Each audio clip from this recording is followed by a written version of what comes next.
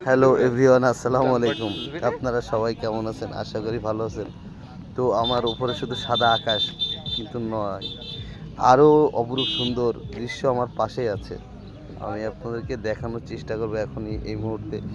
উপরে আবার অসাধারণ আহ,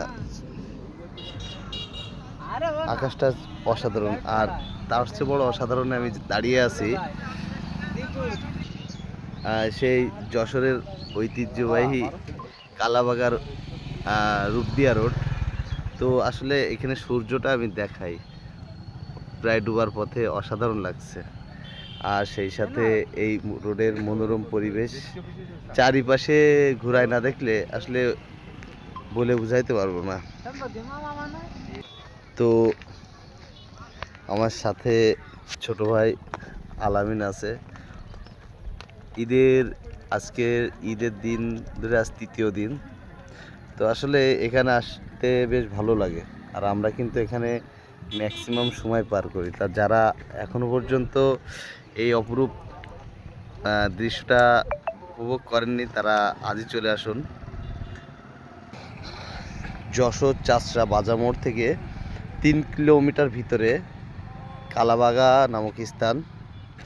আর আমাদের যশোরের ঐতিহ্য খেজুর এবং খেজুরের রস। তো এখানে আমি প্রায় শুক্রবারে বেড়াইতে আসি। আসলে এখানকার পরিবেশটা না দেখাইলে বোঝানো যাবে না।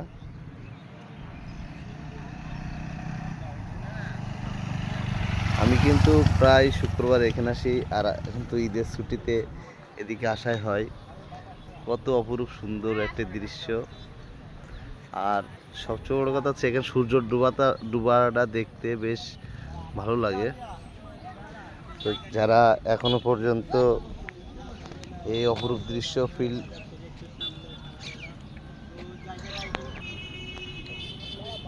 আমি আর একটু সৌন্দর্যের ভিতরে আপনাদেরকে ঘুরিয়ে আনি।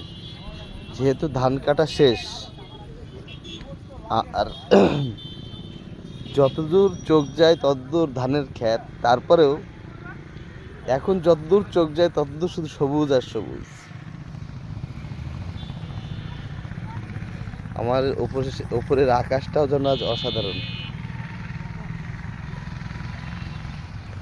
তো আসলে যারা এখনো পর্যন্ত আসেননি, চাষরা বাজার মোড় থেকে 3 কিলোমিটার ভিতরে কালাবাগান নামক স্থান, আজই চলে আসুন ঘুরতে ঘুরতে আমাদের অপরূপ সৌন্দর্য উপভোগ করতে।